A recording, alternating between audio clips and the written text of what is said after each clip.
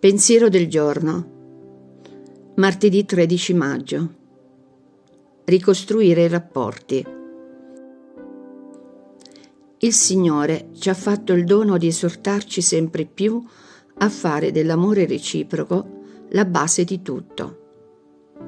Soprattutto amatevi profondamente gli uni gli altri. Dalla prima lettera di San Pietro, capitolo 4, versetto 8.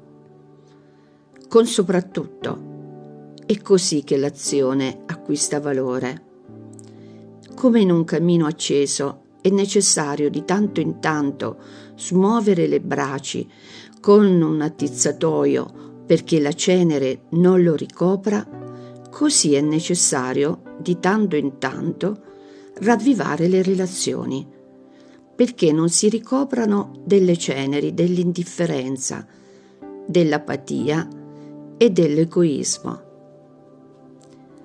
Riaccendere le relazioni, approfittare di ogni occasione della giornata per far uscire dal nostro cuore e da quello dei nostri fratelli fiamme di amore incandescente. Chiara Lubick, L'amore reciproco, Città Nuova Editrice.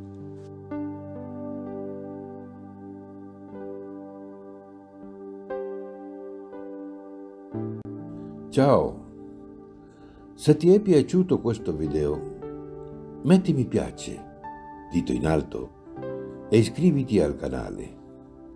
È libero, gratuito e senza alcun impegno.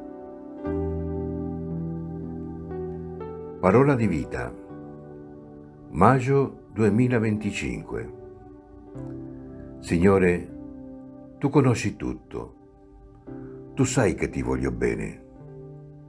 Vangelo di Giovanni, capitolo 21, versetto 17.